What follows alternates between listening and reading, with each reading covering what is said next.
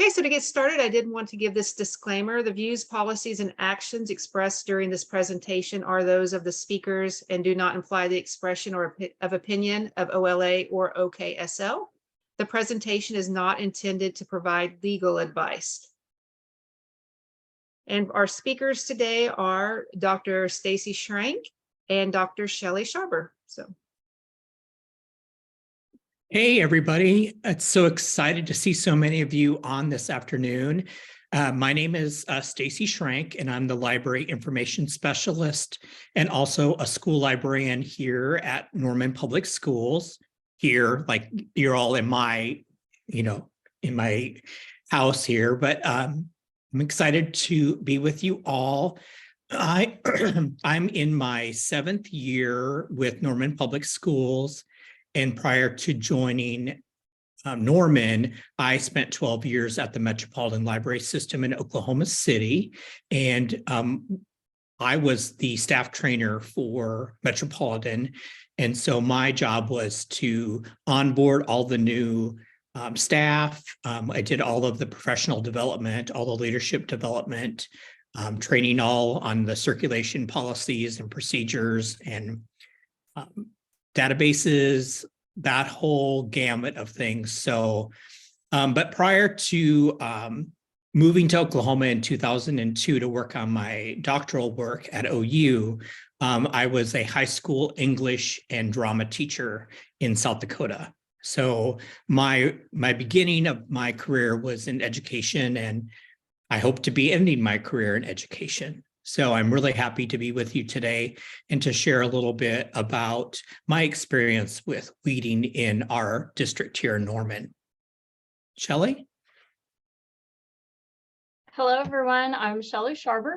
I am the coordinator for the Library Media Program at East Central University, and I do see one former student of mine in the audience, so I'm so happy to see her there. I have been at East Central this is my 11th year, so since 2012. In my former life, I was an early childhood educator, teaching pre-K, kindergarten, first grade, and not pre-K, kindergarten, first grade, and T1. And then I was the school librarian for 8 years at a PK through 8 district. And I absolutely loved weeding. And I know that's kind of crazy, but I hope my experience with that process will help y'all today. I'm super excited to see everyone here and glad to be here. Thanks. All right. I think we will. I'm sorry. I think I'm having problems with the screen. I somehow got all of the participants up on my screen, and now I seem to do it. Are you all just still seeing the slides? I'm seeing the slides. Okay, good. Okay. So as we go through the workshop today, these are some of the topics that Shelli and I are going to be talking to you about. We'll be looking at some policies and procedures as they relate to weeding your particular library collection. We'll be talking a little bit about how to understand your curriculum or your users and how that informs what you're going to be weeding. We'll be talking a little bit about relevance and how that plays into the process. And then I want to spend a little bit of time talking about shelf space. And I know that just like grocery stores, shelf space is sometimes a premium, and you want to be able to have the best products on your shelf so that they're getting noticed. And then we'll talk a little bit about how much time it takes for weeding and maybe a little bit about the workflow. That's going to probably change for everybody that's involved, but and we may just have some discussion about that as a group as well. And then last of all, we'll talk a little bit about how do you actually really get rid of the books? What are some options for you?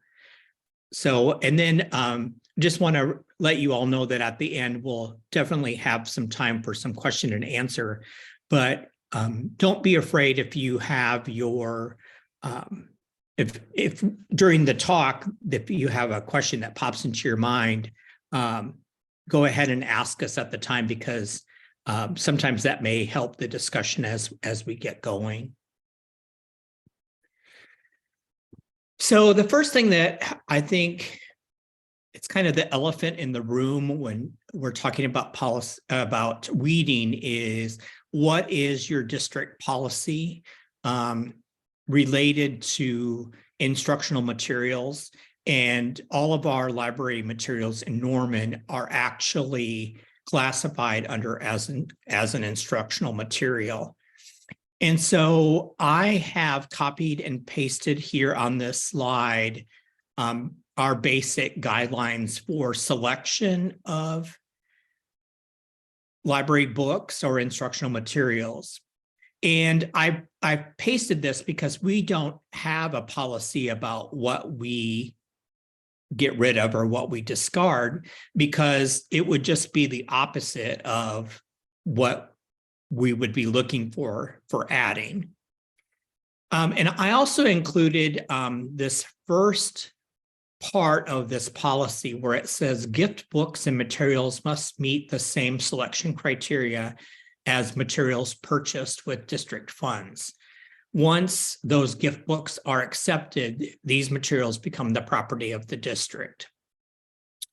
And I added that because probably most all of us get families or friends of our school districts that always want to clean out and give to the school materials.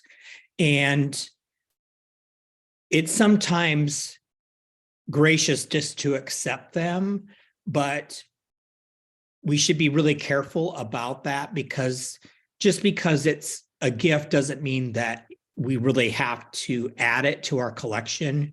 And I'm always very clear with people if they're donating something that I say, you know, this will be considered and may or may not be added to our collection, so that they know that, you know, just because they're giving it to us doesn't mean that it's automatically going to be added. And then basically you all can read this on the slide, but you know, everything that comes into a school library should be related to the curriculum in which you're going to be conducting within the school. And so it should relate somehow to the state standards or district objectives. But also keep in mind that part of having a school library is that you are providing materials that are for enjoyment, and that students have access to things at school because they may or may not have a means to get to a public library or other entities that they could get materials that would be pleasure reading. Some of you probably saw in the news that there was this big thing about classroom libraries. And in Norman, of course, we dealt with that as well. And right now in our district, all of our school or our classroom libraries are kind of on hold right now. And so a lot of teachers just have them either covered or put out of the way so that they'll have more time to be able to look at all those materials and make sure that they're meeting the criteria for being at school. And that's school classroom libraries is another way where gifts seem to make their way. And I don't necessarily think that in the past that we've given a lot of thought to, you know, those materials until this recent focus on classroom libraries. But I think all teachers should be aware that anything that's, you know, in a school that we're providing access to students needs to have a connection somehow and should be age appropriate. Shelli, do you have anything to add as far as, your experience with policies and procedures? As far as the classroom library, I've heard of some districts that have decided that the classroom library has to follow the same selection criteria as what the library does. So you might want to check with your individual districts and see if that policy relates to classroom library as well as the library media collection. The other thing that I heard recently was that instead of another way of saying grade level or age appropriate was age relevant. And that was kind of a new term that I had heard, and I'm not exactly sure what was sparring that, but instead of, I did notice, because we often use the term it's age appropriate, but age relevant seemed like something new that has been coming up. So I don't know if any of y'all have heard that or not. You know, it's interesting. There's always some buzzwords that surface, and sometimes they're very cyclical about what is the in fashion terms that relate. So I have not heard that, Shelli, so I appreciate you bringing that up. There again, you know, potato, you know, it's like, you know, I don't know if it is relevant or appropriate. Is it something that the student needs to have access to? That's the most important key in all of that. So once you know about what your policy says as far as what you should have in your library, you would also want to take into mind what the reconsideration policy is. And I'm not going to go into a lot of detail about reconsideration, but basically just be aware that you know, there should be some sort of a policy in your district of what happens if somebody is concerned about a piece of material that is in your library. And I really like this statement that's a part of our policy and procedure, where it says student and parent choice, that a student or his or her parent or guardian has the right to reject the use of an instructional resource which seems incompatible to his or her values and beliefs. Alternative assignments will be provided upon request. No parent or guardian has the right to determine the instructional resources for students other than his or her own children. And I point this out because there's, you know, of course, there's a lot of things right now about materials in school libraries. And here again, I think that people are trying to make a judgment while they don't feel that it's appropriate for their kids. They're saying that it's not appropriate for anybody else. And our district has very strongly been adamant that, you know, it's a case-by-case basis, that we're going to be looking at an instructional resource on an individual basis, not on, you know, a whole group of things. And our practice requires that the parent of the student that is bringing the reconsideration is required to read the entire piece of material, and they would be part of a committee made up of school administrators, individuals in the community, and librarians that would all get together.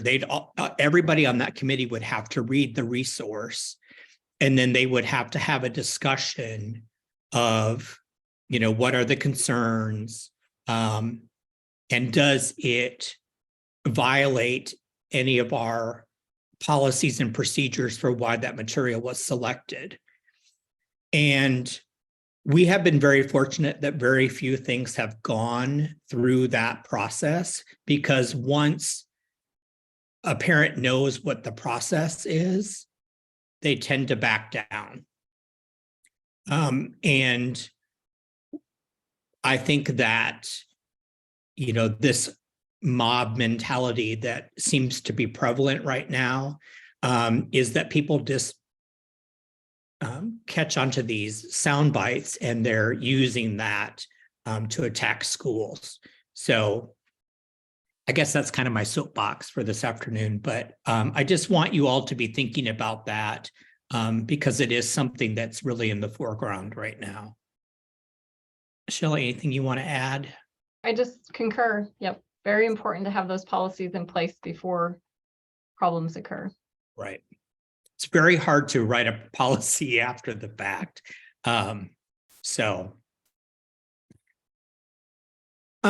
The other thing to keep in mind in regards to weeding your collection is to really think about the curriculum in your school and your users. So these are just some questions that we use in our district, like who are the users? Every year your classes are going to change. You're going to have different groups of students. And so your collection should be changing as the years go by because you're going to be ebbing and flowing to meet the needs. And as standards change and update, your collection is going to have to expand and contract based on those particular needs as well. The other thing right now is that there are so many resources that are available digitally that one of the things that we'll talk about a little bit when we get into shelf space is that do you actually have to have the hard copy of something, or is it better to have that shelf space for other things and be able to get that information digitally through databases or just the internet? So much is available via free sites now that we don't have to have the hard copy. But keep in mind that we want to teach kids how to use both, paper copies and digital copies of materials. So, getting rid of your whole, reference collection probably isn't going to be the best for your students in learning the different types of resources, but it could certainly lessen the amount that you have to have on hand and give you the opportunity to really teach those digital citizenship lessons using those digital resources. And then the last thing I put on here is what are your demographics? And I wrote think broadly, that all of us are library professionals, that we are to serve all students. And one of the things that I always said to the staff when I worked in the public library is that public libraries aren't for everybody. And that, working in a public library isn't for everyone. Public libraries are for everyone. But, sometimes people that came to work at the public library had their own belief system that was sometimes in opposition of the mission of a public library. And they would get a little sideways. And I said, this is your job is to serve everybody. And if that's not a comfort level for you, that maybe working in public libraries isn't where you should be. And I feel that kind of relates to working in school libraries too, because it's a hard job. And do we always agree with everything? No, but that's going to be how it is in any profession that you work in. You're going to have to just, brush it off and do your job that you've committed to. And that means that we're selecting and purchasing materials of a broad variety to meet the needs of kids in our schools. Any thoughts, Shelli? Dr. Shrank, we did have a question in the chat. Okay. Someone asked, any suggestions on which databases to use for digital materials? Well, the first go-to is to use the Digital Prairie databases that are free to all schools through the Oklahoma Department of Libraries. And those are going to be the EBSCO databases. And so, you know, there's a broad range of resources within EBSCO that you can use. The other databases that we currently use in Norman is PebbleGo, which is really a lower elementary database with lots of really good, easy to understand information. And then we currently have a subscription to Scholastic Go, but they've done some updating to their platform and their interface, and many of our librarians don't find it to be as useful as it used to be. We really miss Britannica, and Britannica used to be provided for all schools and public libraries across the state through ODL, but it got to be too expensive, and so they ended up dropping it. But we are exploring Britannica again, and it's Britannica School is the particular platform for K-12 education. So you can get a feel for Britannica through most public libraries in the state, because many of them now are subscribing to it on their own. But it's a little bit different than Britannica School. So school is really geared for school age students.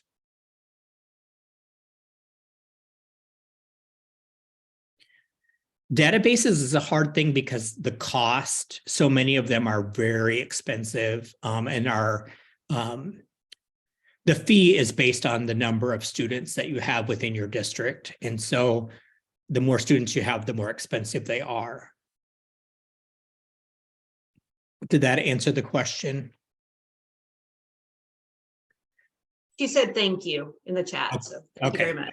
Yeah, I can't see anybody. Somehow I've lost all the participants on my screen. So if Alicia or Shelli, if you can kind of be my eyes for me. Yes, yeah, that's fine. And yeah, I thought it was great information and very thorough, and I appreciated the free information that you provided. So thank you. Digital Prairie, I mean, there's a lot of great things out there. And they're trying to keep up with the rising cost of databases and making things available to schools across the state without a fee. So I would encourage you, if you're not linking Digital Prairie to your school websites, that you do that so that students can find them easily. Shelli, anything else as far as this? No, I agree with the Digital Prairie. That's a free resource, and so many schools still don't know about it. So anytime we can get that word out and help them, you can go through Oklahoma Department of Libraries. They have a link there for Digital Prairie, and they can help you get that registered. And I know that they do some training periodically throughout the state. And so you may want to sign up for their newsletter, because ODL sends out notifications when they're going to be doing various trainings, and they're free. So it's a really good opportunity for you to learn firsthand about those resources and be able to share those with your students as well. One caveat I will throw in when using digital resources is probably the biggest challenge is letting your staff know that you have them and your students know how to find them.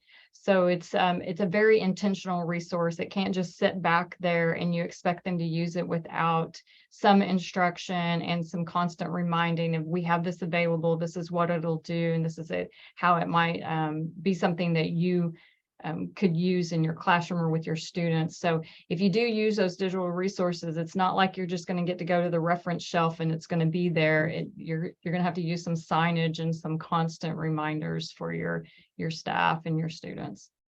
Yeah, an easy way to kind of put all those resources together is that you can create a Google site and you can put links to all of those sites so that you could link to that one site. And then we have different Google sites in Norman. We have an elementary one that has resources that are age relevant for all of, like, students that would be in pre-K through 5th grade. And then we have a middle school one, and then we have a high school one.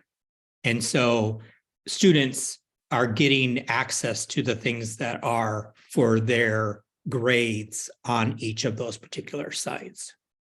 Just something else to think about. I know that you all, each of you, have a different situation in your school, that you may be the only person, and that's just one more thing that you don't have time for.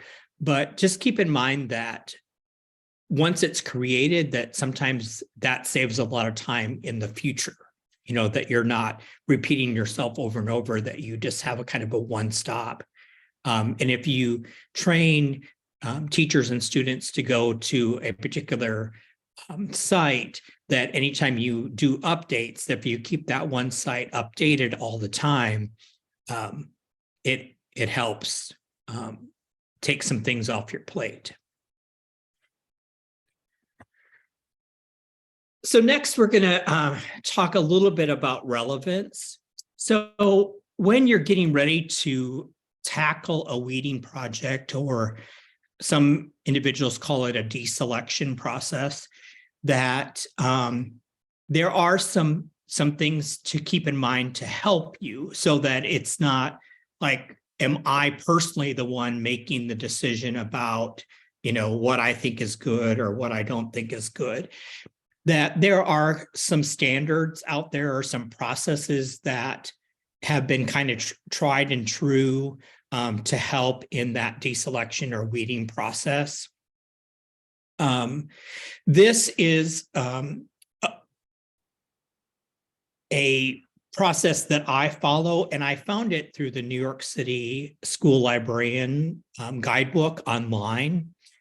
And it kind of walks you through the various components of your library and what they think is the age of that particular area that you should be thinking about keeping in your library.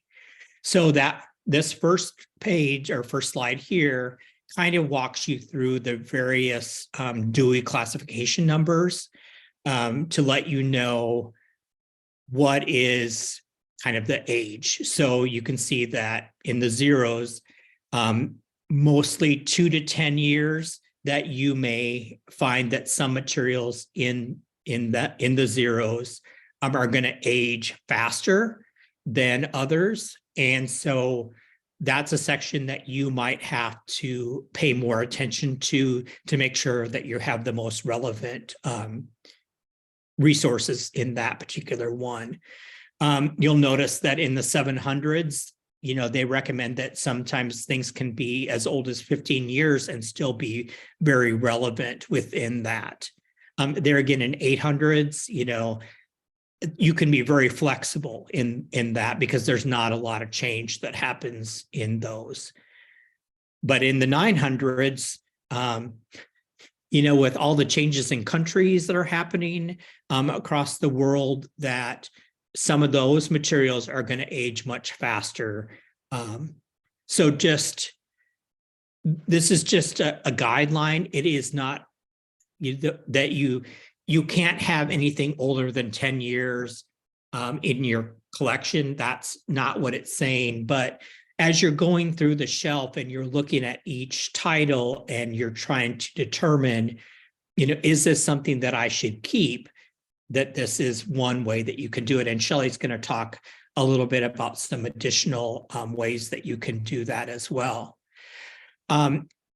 This particular resource from New York also looks at fiction books at about 10 years, but there again, that those award winners you may want to keep for much longer than that because they were award winners for a reason.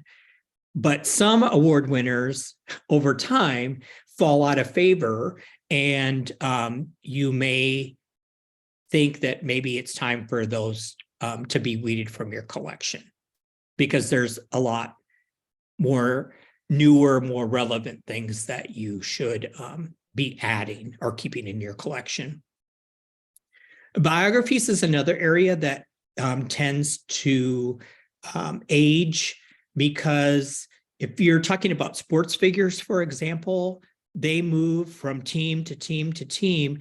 And if a student is interested in them because they just got traded to another team and they're doing really well, and the materials that you have in your library don't talk about that new team, then they're not going to want to check that out. They're going to be looking for those more recent publications.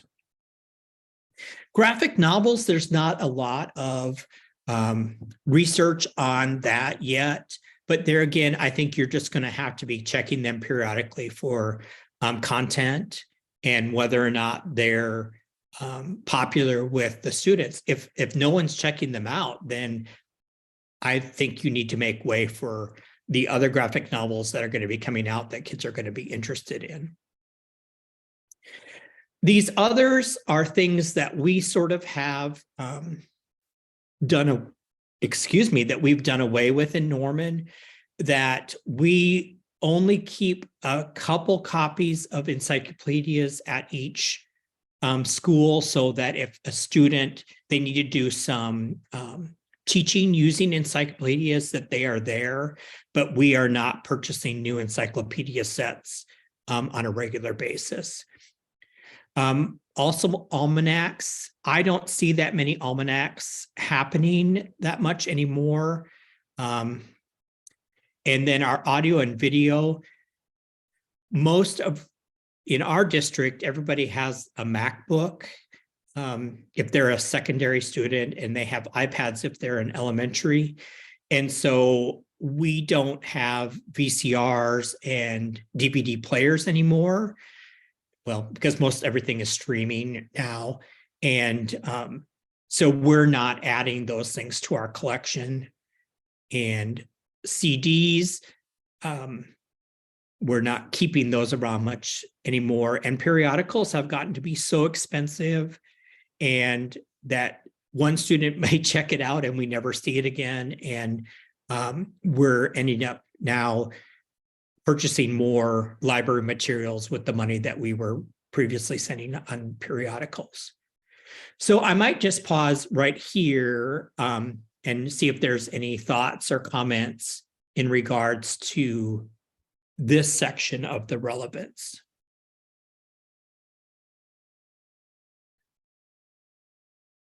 I'll just add that there's a lot of flexibility. These are just guidelines to kind of help you make some of those tougher decisions. And we all have our favorite fairy tales or a favorite author that maybe is a local author that, regardless, we're never getting rid of their stuff. The other thing is, are these being used and for what purpose?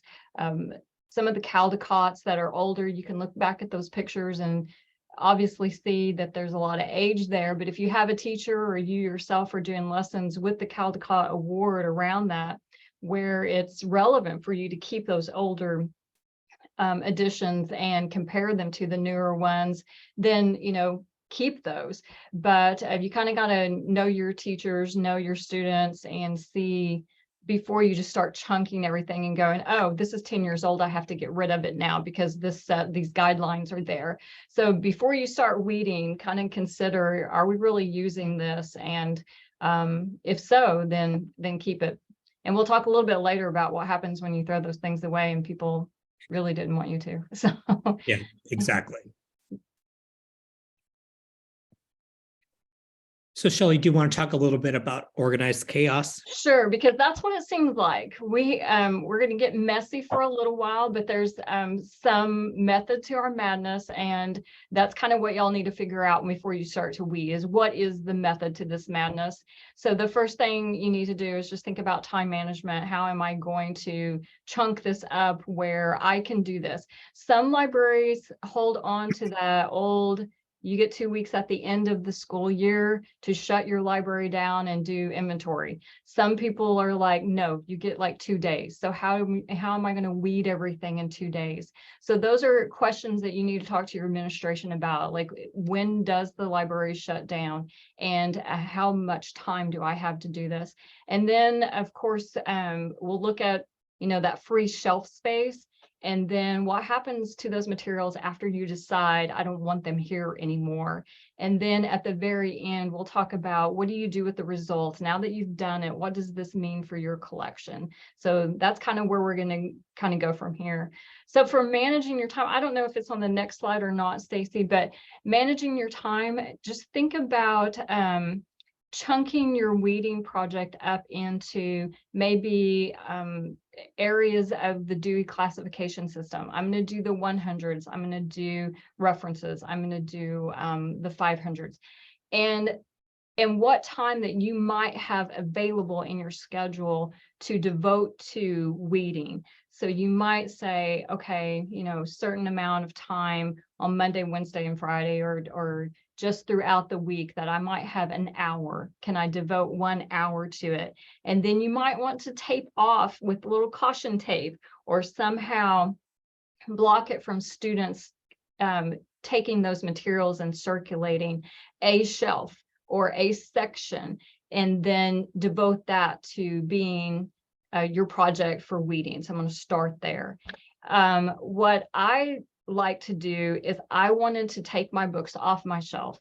Most people are using a scanner to scan the barcodes, and that's totally fine. It's very convenient, but I wanted my books off the shelf. That way I could find all the goodies that the students would leave me, like candy wrappers and book reports and anything that they could stuff in between books, and remove it from the shelf, clean the shelf, make sure that I didn't have books crumpled up in between other books, scan them, and put them back there. So that's the way I would do it at the end of the year. And I would weed as I did my inventory. Now, some people have a little bit of issue with that. They don't want to inventory anything they're going to weed, but you weed first, then you do your inventory. Then I'm just going to, that's the way that it worked best for me. The other thing to consider is, do you have any help? So if you don't have an aide, then could you use a student worker that will help you? If you have older students, I used even 5th graders. They were very competent to come in and help me. The other thing are parent volunteers. So think about getting you some help so that you can devote time to it. Anything else you want to add to that, Stacy? Well, I put this little asterisk by recruit help. Mm-hmm. And one of the things that I would be cautious of is that sometimes parent volunteers, while they are a great help, when you are weeding or deselecting materials, they don't understand that process, and they see that you're just getting rid of books in your library, and you may have a harder time explaining that process than if you are more selective about who you're choosing to help you. And I would say that teachers somewhat are even worse, because teachers see that and they're like, well, but I can put this in my classroom library. And yes, they could, but if it's not relevant for the school library, it's probably not relevant for their classroom library either. That, the idea isn't that you're weeding things from your school library to put in their classroom library. That's not the purpose of weeding. Weeding is that material no longer is meeting the needs of the students in your school and should therefore be removed from the school, basically. That's kind of a harsh way to say it, but you also don't want to keep finding those materials that you've withdrawn from your collection, showing back up in your book drop because they are stamped for the library, or they still have a barcode on them, or they you're just asking for more work in doing that.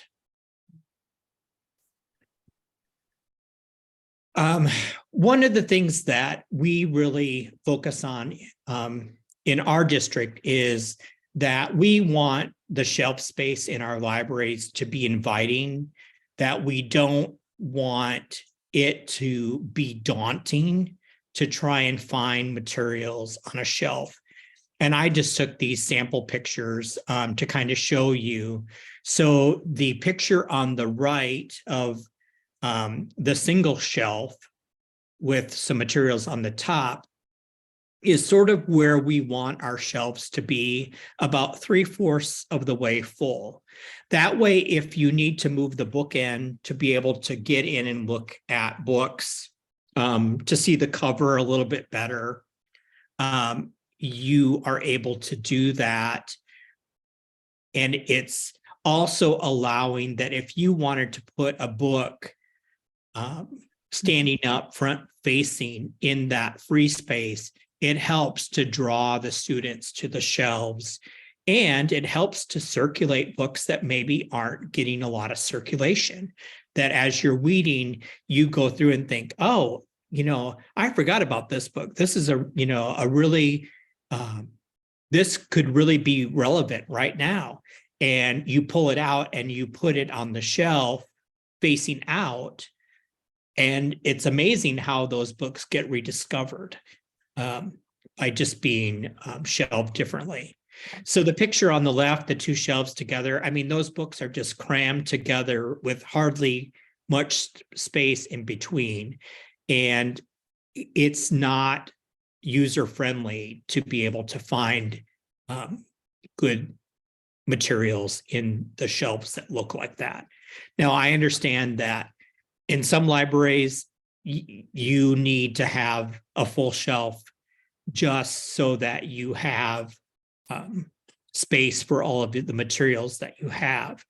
But I would encourage you to maybe do some displays to help to move the books out of the shelves and into a space so that you can make those shelves more browsable periodically, because it does breathe new life into the library and into kind of browsing for students.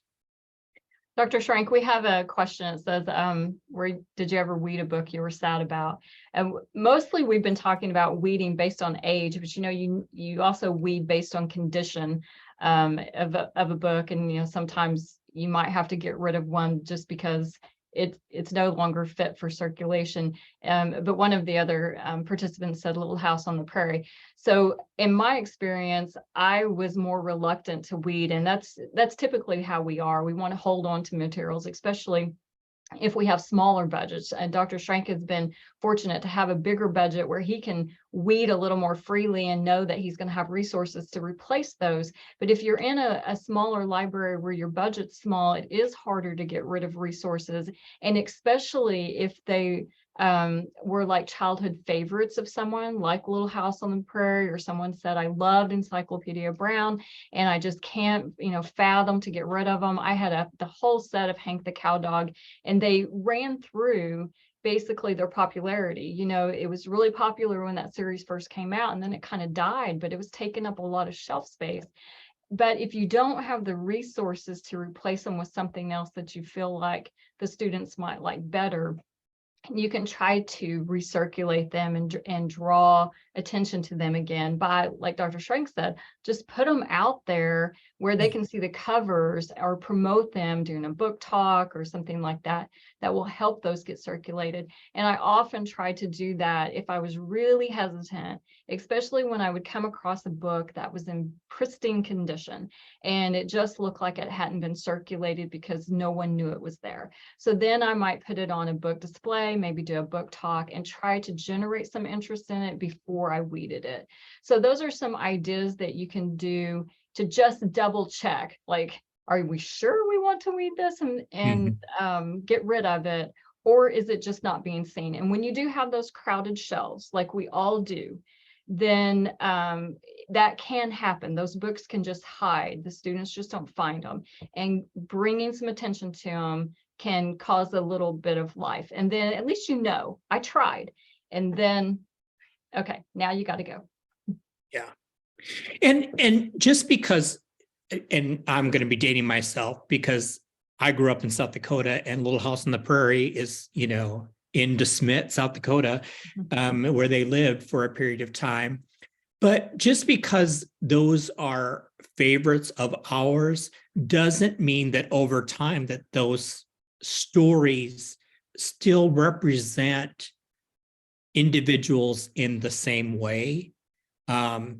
Because there has been a lot of focus on treatment of people and how people are portrayed in books.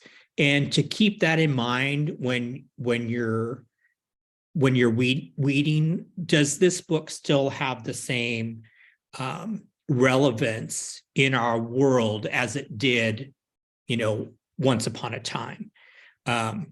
And there are so many great books that are coming out that you want to be able to add to your library. And the only way you're going to be able to add them is you're going to have to get rid of some other stuff. And because we all don't have unlimited space to keep things. And we certainly don't want the new good stuff to get lost in amongst all the old, outdated stuff. And that's the reason why we weed our collections. Yeah. Yeah, one thing that we want to bring up is that people have emotional ties to books. I tried to weed a book one time, and I had a music teacher, and he saw it in my stack to be weeded, and he was like, "You can't weed this. This is the greatest book ever." And I was like, "No one's checked it out. You know, it's time for it to go." And he's like, "Oh, no, no, no." And so I kept it another year. And in that year, he tried and tried to convince students to check the book out. And maybe one or two did, but definitely not enough to warrant its place in our shelf.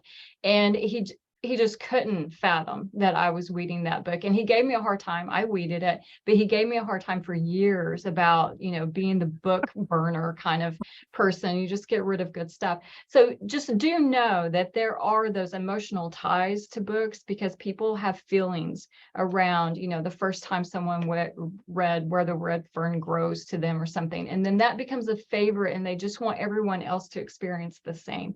But things change. So sometimes you got to make those tough decisions. Sorry, I'm getting pop-ups. I hope that you all aren't seeing this. I haven't seen any. Okay. So the last thing is, how do you get rid of the books? And this is tricky, very tricky. A lot of times your district or school is going to have a policy about what the process is for getting rid of things that you're no longer going to have in your school library. I know in our district, because the books are purchased with bond money as a part of our financial structure in Norman, that we aren't allowed to give the books to students, that they either have to be sold to an approved recycler or buyback company, where the district gets money back for those particular items, or or they can be used for projects in the school. Sort of like I mentioned here, like doing blackout poetry or art projects using the books, or that you take the pages out and you use them for origami paper. There's just kind of numerous ways that you could use those materials, because we don't ever want to be considered that we just bought something and now we're giving it away to somebody else, that we're using taxpayer money to kind of pass through materials. The other thing, when you're getting rid of books, I have here, don't make it a spectacle, that you don't want to draw attention that that's what you're doing, because that goes rampant like wildfire through a school. That, did you know that? So Miss Johnson in the library is getting rid of all these books that, I can't believe that she's getting rid of all these books. That's it should be an education process. So sometimes the less that people know, the better. But each of you are going to have your own unique situations on how you would need to do the weeding process. But be careful that you don't put yourself in a situation where you're going to become the bad guy. I don't know how else to say it, because books are very sentimental to people.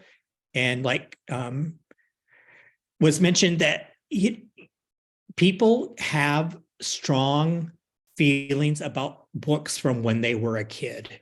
And sometimes they don't see beyond that time in their life, that,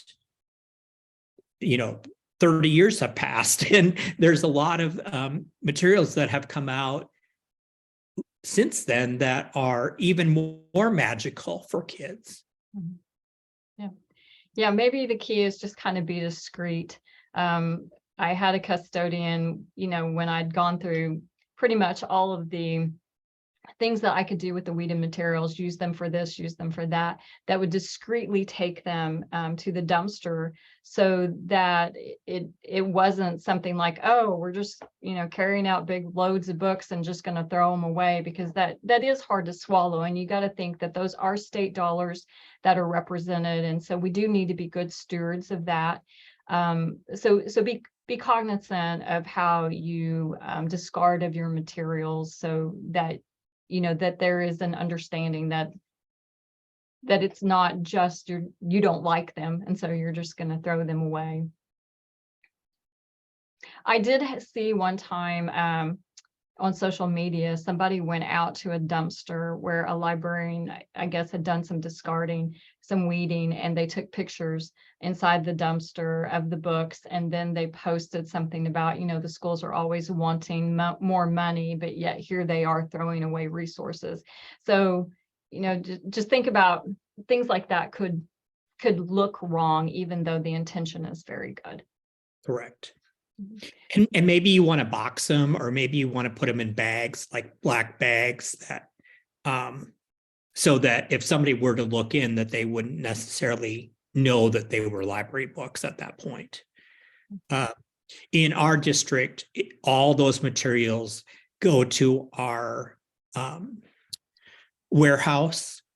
They're picked up and delivered to the warehouse, and then they're discarded out there, so they're not at the school site, because all kinds of people put stuff in the garbage cans at schools, because they're in neighborhoods, and you could have more issues if you're trying to discard them locally. So you may think about, you maybe talk to your administrator at your school site and say, I need to dispose of these. What do you recommend? So that they're on board too, because they would be aware of your process, and that, weeding is a part of your practice as a professional librarian. Okay. As we go through here, the last thing is, now that we've done all this work, what does it mean? One thing that I highly encourage you to do is make your administrators aware of what you have done. It's work, and a lot of people don't understand the work that you do. So sometimes you have to kind of put that out there for them. But you can look at your shelf list, or run a report and look at where your collection is before you weed and after you weed, how many volumes you have in a particular area, what the date of that, or average age for those areas are, and kind of compare. I used to have 500s that had an average age of 2015, and now I'm up to 2017, or whatever it is, that you can show your administrator that you're improving the collection by doing this, not that you're just idly in the library just throwing stuff away. But then it can also help you to look at those areas and go, okay, now where are my gaps in my collection? Now do I have areas that are really thin because maybe one particular area was really outdated, say your 100s that get dated really easily, and now what's the plan for redeveloping that collection and building it back up to where it's a little more balanced and current for your students. So just be sure to share those findings with administration, so they understand that the job that you've done and why, and what needs to go on from here, which is collection development. That's the reason we do that, is to build a collection that's current and accurate for our students.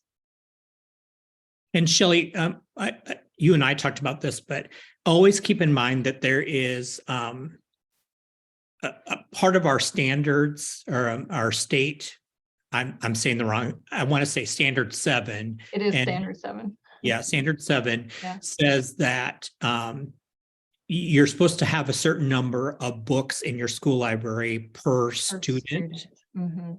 And Thanks I for believe, remembering that. yeah, I think that it's currently 10 books for every student.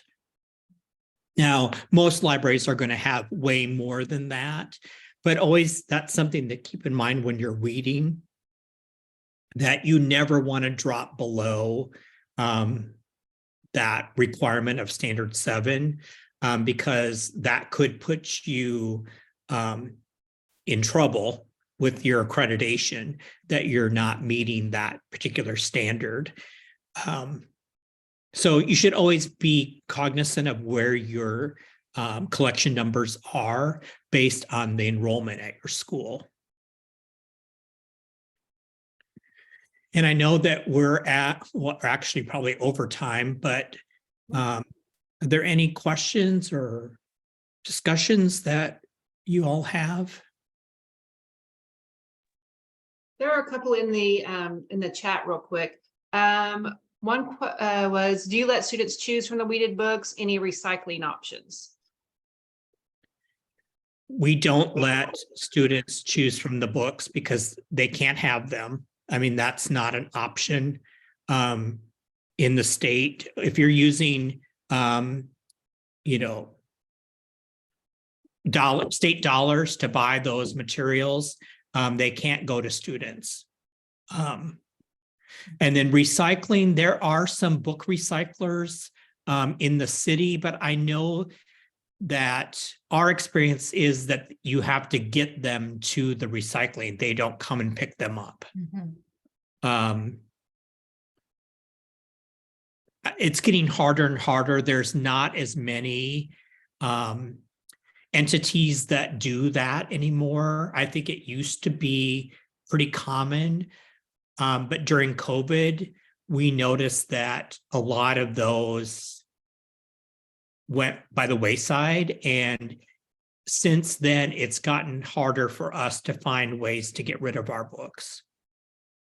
So you may find that in your particular areas as well.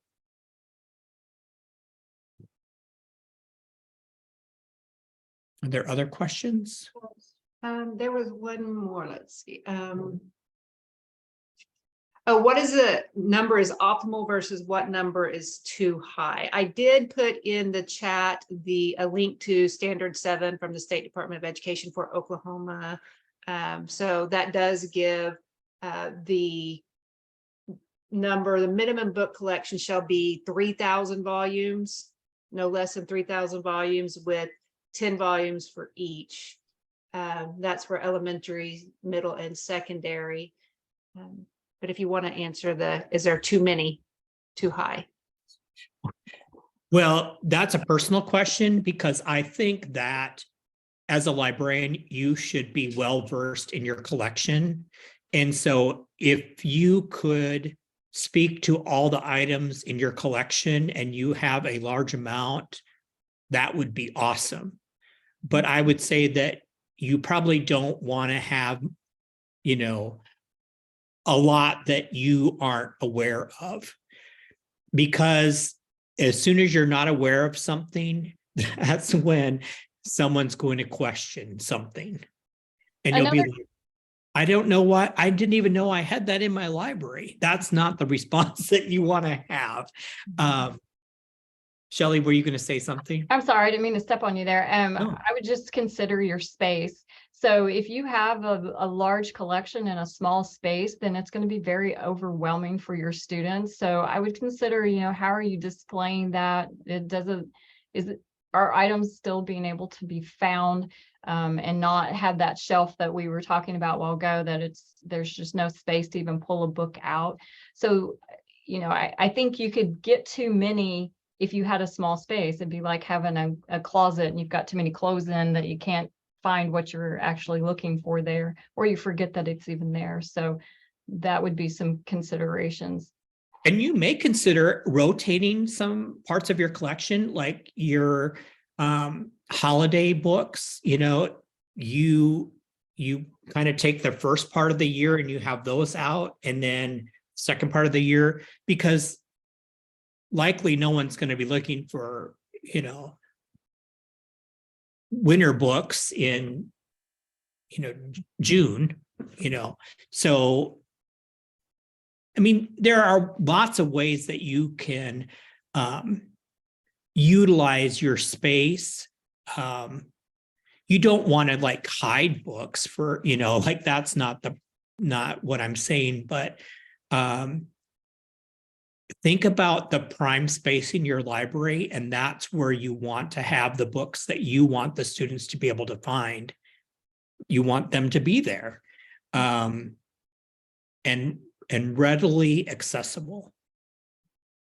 And keep in mind that you have ADA requirements that all of our schools need to meet, so that your shelves have, you know, good distance in between them, so that if you have students that have special needs that need to be in a wheelchair or on crutches, that they have an easy way to move around your library.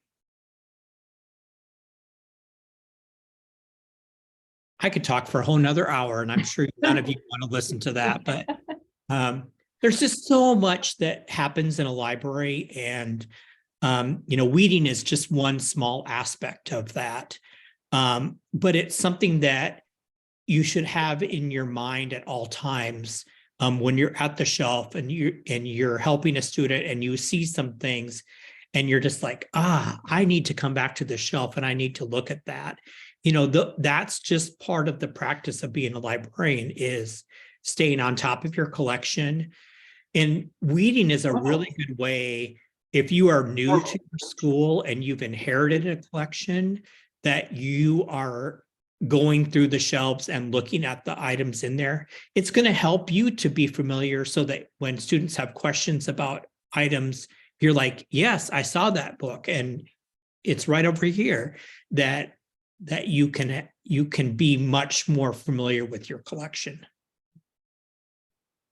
That's one reason I really enjoyed doing the weeding and the inventory at the same time, is because you find books that are not shelved right. You find books that, you know, maybe had been lost and even marked as lost. So I kind of like to do that all together. Yeah. you're hitting kind of two birds with one stone. So to Yeah, speak. but weeding is an ongoing thing. I mean, you're going to weed things as you go because, like I said, it's not just about age and circulation, it's about condition as well. So, you know, you may see things that are being circulated that just, they've been to the book hospital one too many times and there's just no hope for them anymore and you just need to replace them. So you're going to find those, you know, as you go. So weeding, you know, isn't just a year end kind of deal, but it is kind of nice to do it when you're doing your inventory in that way. Your inventory actually is really current and it's not including those materials that you don't want anymore anyway. Right. All right. There are no more questions in chat. One last opportunity. Anyone else have any quick questions? All right. Thank you so much for joining us this evening. Thank you so much, Dr. Shrank, Dr. Sharber, for your expertise in this. It was a pleasure. Yes. Dr. Shrank, do you mind moving to the next slide real quick, just so everyone can get my information? So I am the OKSL chair. You can contact me if you have any questions about any of this. I will be sending you the recording again and the CEU for the PD. Also, just a quick plug for our next session, which will be Collaboration is Key, working with school administrators. So that will be April 5th from 4:30 to 5:30. We'll have Lauren Sanders, who is an assistant principal from Mustang Public Schools, talking to you about best ways to communicate with your school administrator, letting them know how, you know, kind of what we do as school librarians. So I hope that you all will join us then. Thank you.